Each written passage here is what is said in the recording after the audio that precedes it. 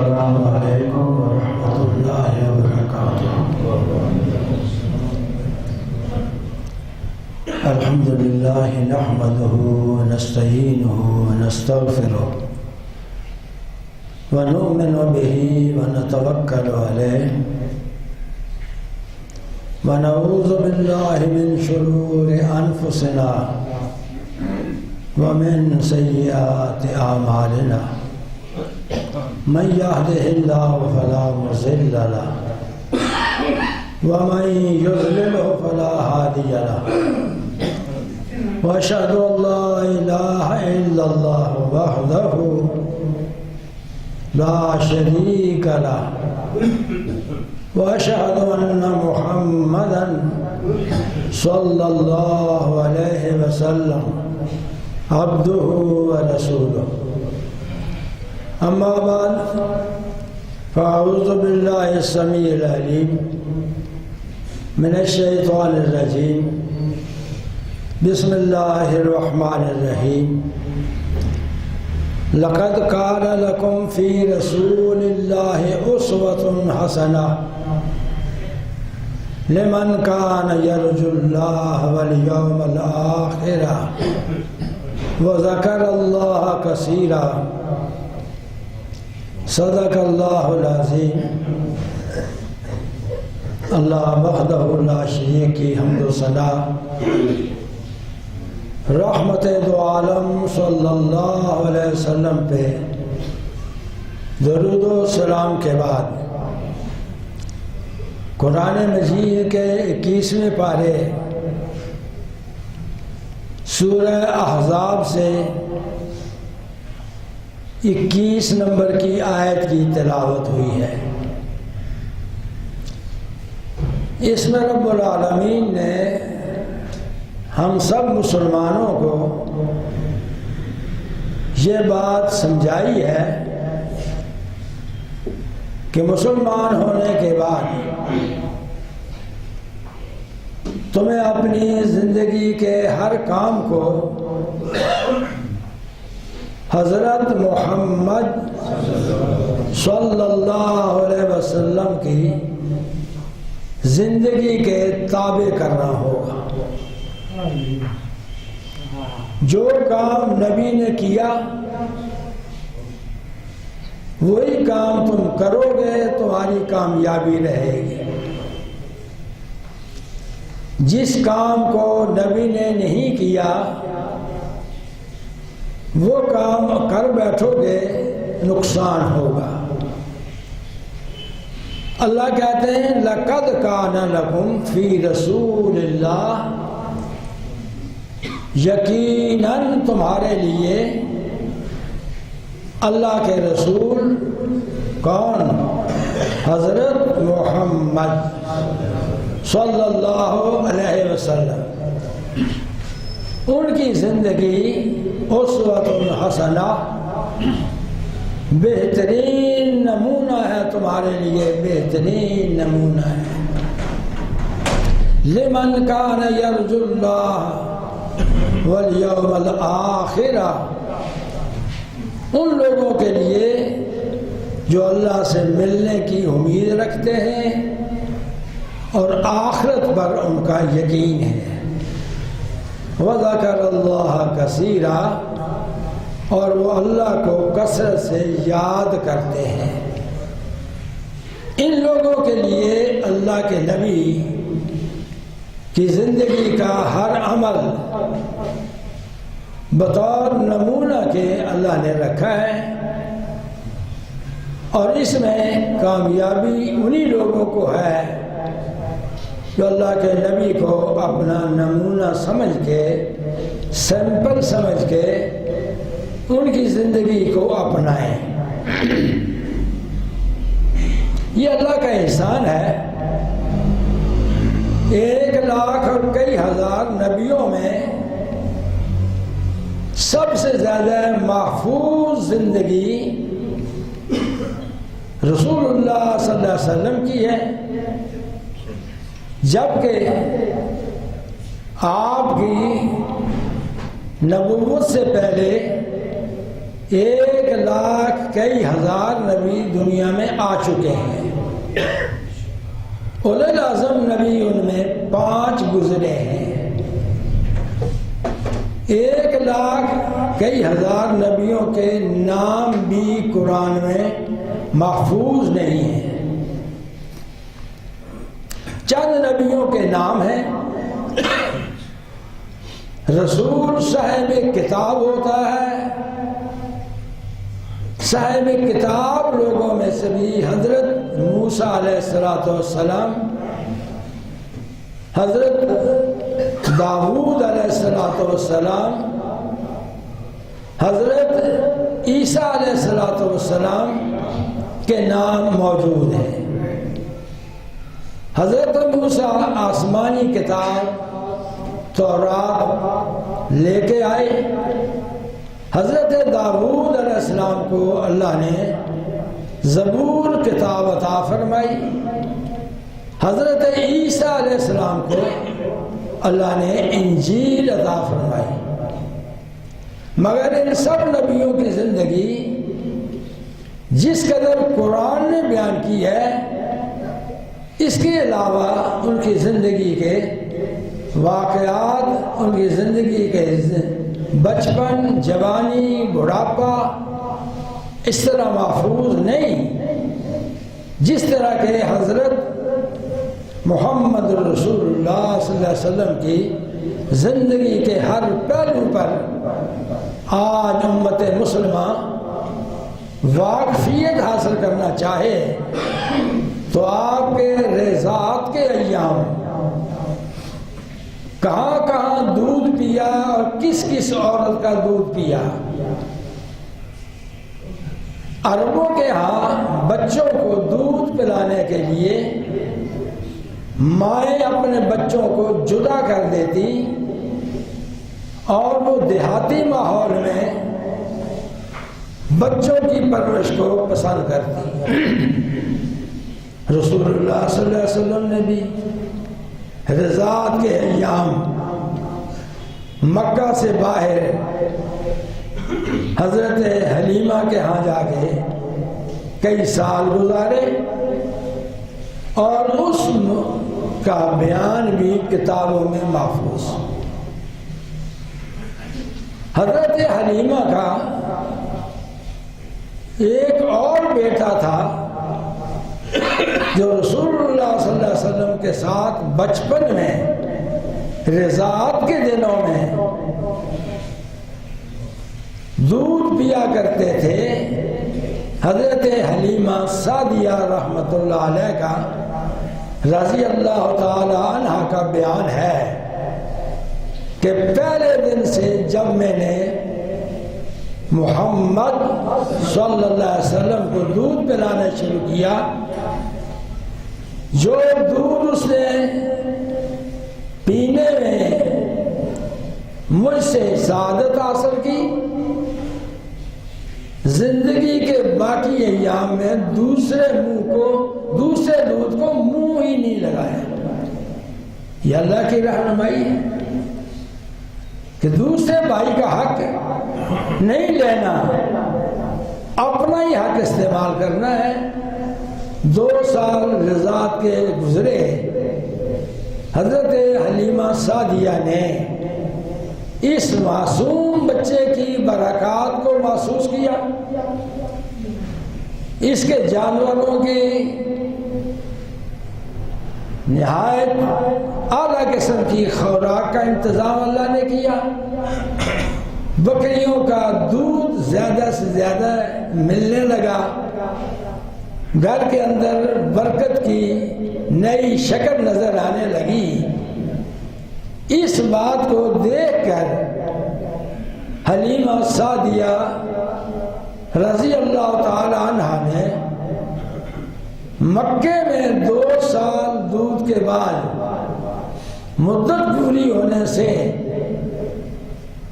ان کی والدہ سے آ کے رابطہ کیا، اس کے دادے سے رابطہ کیا کہ بچے کو کچھ ہمارے پاس اور دن رہنے دیا جائے،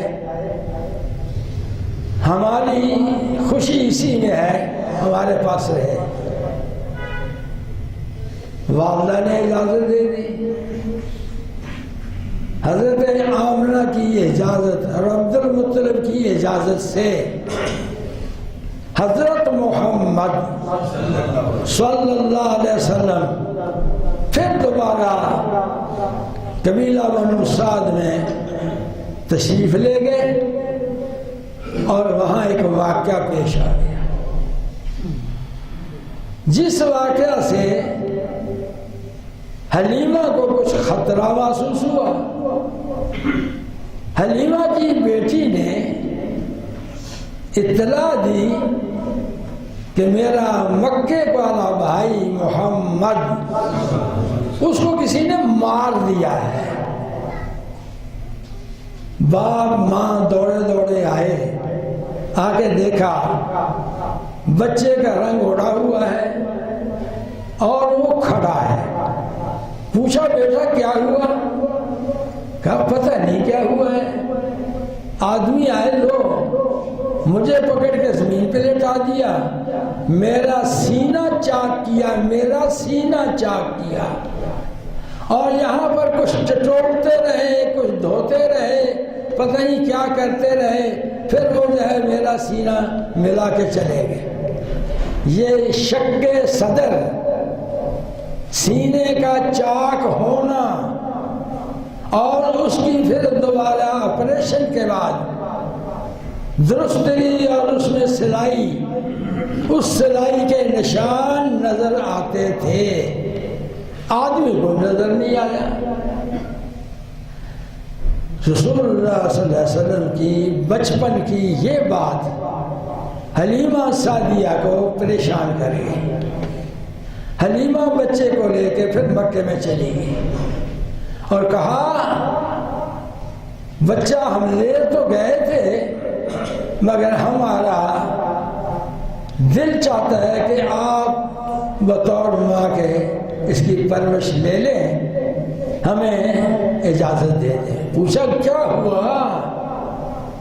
آمنہ نے پوچھا ہوا کیا؟ بچہ منت کر کے لے گئے ہو اور کچھ دنوں کے بعد واپس لائے ہو، وجہ کیا؟ انہوں نے یہ شق صدر، سینہ چاک ہونے والا واقعہ سنایا۔ حضرت آمنہ فرمانے لگی تم خطرہ محسوس کرتے ہو کہ میرے بچے کو نقصان ہوگا؟ بالکل نہیں ہوگا۔ مجھے وہ منظر یاد ہے جو اس بچے کی پیدائش کے موقع پر میں نے آسمان کی طرف جاتی ہوئی روشنی دیکھی، جس میں مجھے دور دراز ملکوں کے محال دکھائے گئے ہیں۔ یہ میرا بیٹا آئندہ مستقبل کی زندگی کا سردار بنے گا۔ تم خطرہ محسوس کرتی ہو، چھوڑ جاؤ، مگر اس سے پریشان ہونے کی ضرورت نہیں ہے۔ یہ تاریخ کے اندر واقعہ محفوظ اور اس کی تائید حدیث نبوی سے بھی ہے۔ بعد از نبوت جب آپ کو نبوت کا پیغام ملا تو آپ نے اپنی خصوصیات میں یہ بات ذکر کی تھی، فضلت علی الانبیاء بست، مجھے اللہ نے تمام نبیوں پر عظمت دی ہے 4 5 6 چیزوں پر، اور اس میں پہلی بات کیا ہے؟ یہ حدیث کے لفظ ہیں، نصرت بالرعب مسیرۃ شہر، میں 1 مہینے کے فاصلے پر دشمن سے دور بیٹھا ہوتا ہوں اور میرے دشمن کے دلوں کو اللہ مرعوب کرتا ہے، وہ لرزہ براندام ہو جاتے ہیں، وہ پریشان ہو جاتے ہیں۔ یہ اللہ نے اعزاز مجھے بخشا ہے۔ اور دوسری بات اللہ نے مجھے یہ بخشی ہے کہ اللہ تعالیٰ نے احلت لی الغنائم، غنیمت کافروں کا مال ہمارے لیے حلال کر دیا گیا ہے، جبکہ سابقہ نبیوں کو جہاد کے سلسلے میں حاصل ہونے والی دولت استعمال کرنے کی اجازت نہ تھی اللہ نے ہمیں ذکر کر دیا ہے سورہ توبہ میں، سورہ انفال میں اللہ نے ذکر کر دیا ہے کہ غنیمت کا مال تم استعمال کر سکتے ہو، کھا سکتے ہو، پی سکتے ہو، غلام بنا سکتے ہو، تمہیں اجازت ہے۔ جبکہ سابقہ نبیوں کو کیا تھا؟ غنیمت کا مال جمع کرو،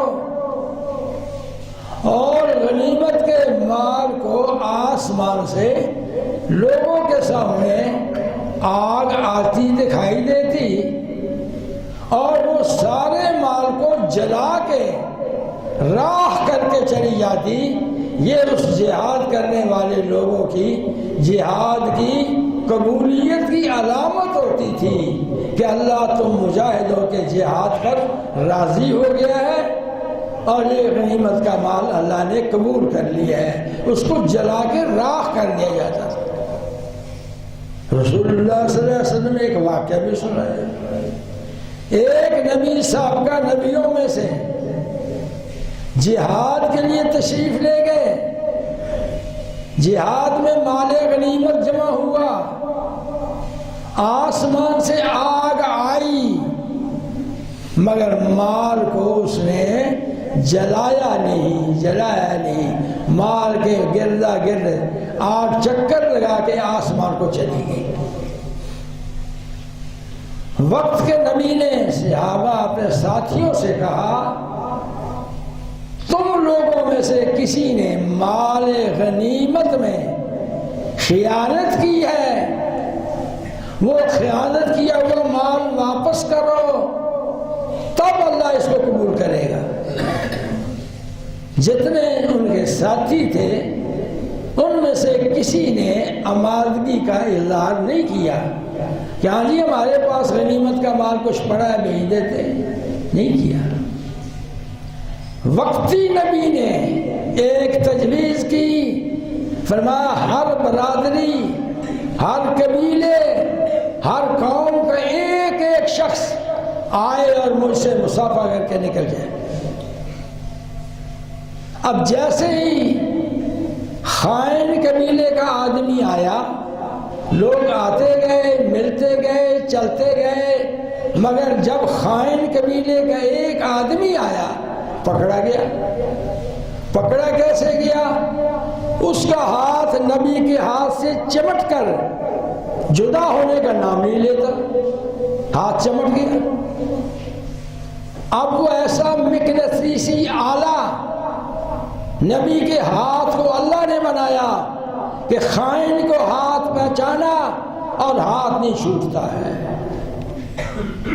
نبی کی اس وقت کے نبی نے انہیں کہا تیری برادری میں کوئی خائن ہے، تو اپنی برادری سے چھان بین کر لے، جس خائن نے خیانت کی ہے وہ غنیمت کا مال واپس کرو، غنیمت کا مال آسمان والا قبول کر لے گا، ورنہ میں تمہارے قبیلے کے ایک ایک آدمی کو بلاؤں گا اور اسی طرح مصافحہ کر کے اسے ننگا کر دوں گا۔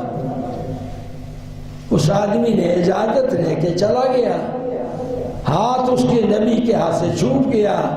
اس نے جا کے برادری کے لوگوں سے ذکر کیا کہ شرمندگی سے بہتر ہے بتا دو کس کے پاس ہے مال غنیمت۔ ان میں سے دو آدمی اٹھے، انہوں نے کہا صاحب ہم سے غلطی ہوئی ہے، ہم تھوڑا سا سونا اٹھا کے لائے ہیں۔ وہ کہتے سونا تھوڑا نہیں تھا، گائے کے سر کے برابر اتنا بڑا سونے کا ڈلا، چھوٹی چھوٹی اینٹیں نہیں تھی جو ہمارے آج کل کے سناروں کے پاس ہوتی ہیں، کہتے سونے کی اینٹ ہے اس کے پاس۔ ہم تو بھٹے والی اینٹ سمجھتے ہیں، مگر سناروں سے پوچھو وہ کتنی سی اینٹ ہوتی ہے، چھوٹی سی ہوتی ہے۔ اس کو وہ اینٹ کہتے ہیں، سونے کی اینٹ کہتے ہیں۔ ہم سونے کی اینٹ سمجھتے ہیں بھٹے کی اینٹ، مگر وہ بھٹے والی نہیں ہوتی ہے۔ اللہ کے نبی نے وہ مال رکھا غنیمت کے مال